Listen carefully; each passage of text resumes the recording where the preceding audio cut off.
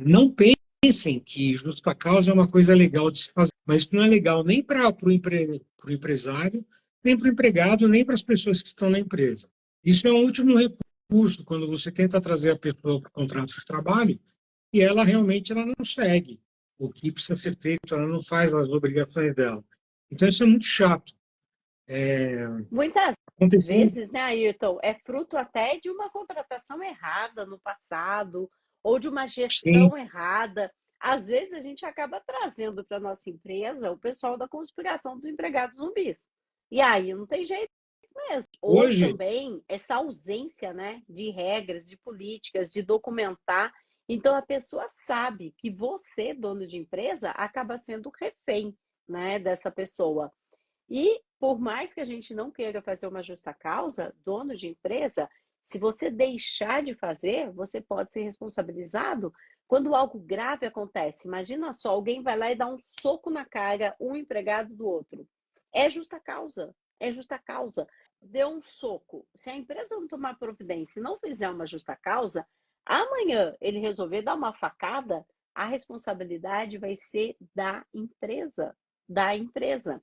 Ou este empregado que estava fazendo bullying com outro empregado por motivos de homossexualidade, coisas assim. A empresa não se posicionou, perdeu 50 mil na justiça. Dinheirinho bom, né? Dá para comprar várias pizzas, né, Ayrton? pois é. Antes de implementar a primeira política, eu informei a eles que os ambientes da empresa estavam sendo gravados e monitorados. Então, tem uma forma certa de fazer isso. A Carmen acho que discorre sobre isso no programa. E, e aí, a partir daí, nós começamos a criar políticas que eram importantes para mim, né? Então, por exemplo, você vê uma coisa que está acontecendo errado, você deve criar uma política para aquele problema. Então, um dos problemas que eu tinha era o uso de celular indiscriminado na empresa. Então, por exemplo, o cara manipulando alimentos, pegava o celular, falava, eu falei, cara, não dá, eu tenho que acabar com isso. Diminuir a produtividade, problemas de manipulação, né, de contaminação, e eu falei, não, tem que acabar com isso. E aí, o que eu fiz? Até por sugestão do grupo da Carmen, você convida algumas pessoas para participar do grupo, de um grupo de desenvolvimento para criar essas políticas. Então, eu acabei convidando as pessoas que mais ficavam no celular. E aí, as pessoas que mais ficavam no celular, elas vieram, e aí eu comecei a perguntar o que elas achavam, se isso era produtivo. Apresentei estatísticas de problemas na produtividade delas, das empresas, no geral, quando tem muito uso do celular. E aí a gente foi discorrendo sobre isso. Então, você acha que isso deveria terminar esse tipo de comportamento?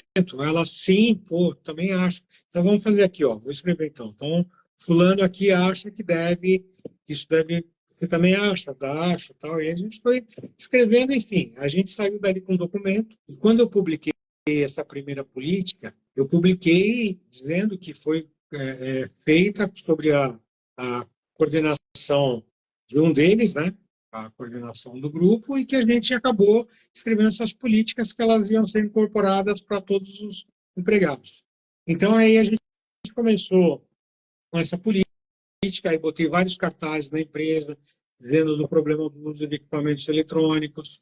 Na realidade, não é só celular, é o uso de equipamentos eletrônicos. Porque, às vezes, o empregado ele pega e fala, bom, vou ficar com fone de ouvido, um relógio que emite mensagem. Aí, tudo isso vai distraindo, ele consegue responder WhatsApp, consegue ver mensagem, dá uma escapada para o banheiro. Enfim, tinham 100 portas abertas, a gente fechou umas 90, né? E foi diminuindo bastante o uso. Inclusive, uma dessas pessoas que participou dessa política, do desenvolvimento dessa política, estava no celular, falando na cozinha, tirando selfie e tal, mesmo depois de alguns meses disso. Não tive dúvidas. Fulano, o senhor lembra que nós escrevemos uma política, tal, que você participou, você estava junto no grupo de trabalho, e não pode usar o celular na empresa? Pois é. Lembra, então.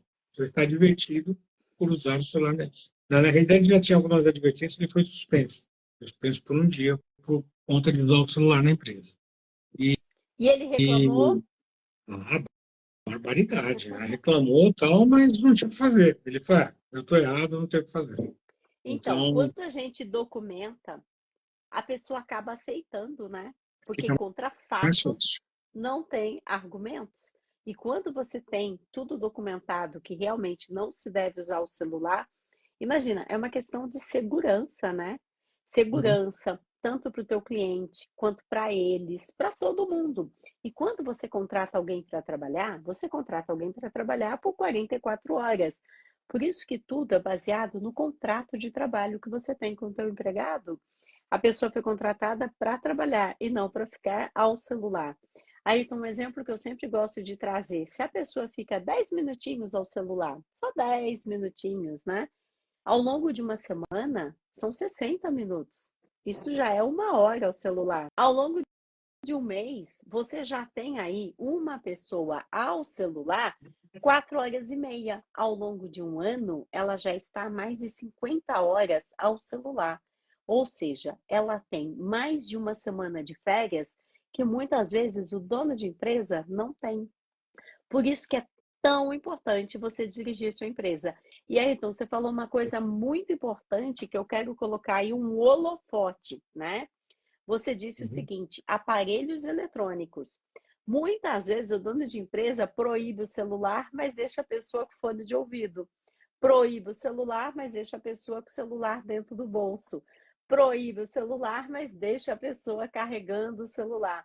E a pessoa continua recebendo todas as mensagens o tempo todo, né? Então, eu quero trazer um holofote para essa questão que você trouxe. Outra questão, Ailton, que você trouxe, que eu acho muito importante, e eu quero colocar um holofote nisso também. Quando você tem câmeras na tua empresa, você jamais vai poder usar essas imagens das câmeras se você não tem um documento assinado de que a pessoa tem ciência de que tem câmeras. A Justiça do Trabalho, ela é protecionista. O que isso significa? Que ela vai sempre proteger os empregados, porque muitas vezes, como o próprio ministro do Trabalho disse, o dono da empresa explora o trabalhador, né? E aí a gente tem que lidar com isso. Quando você vai fazer um documento, você já faz um documento escrito.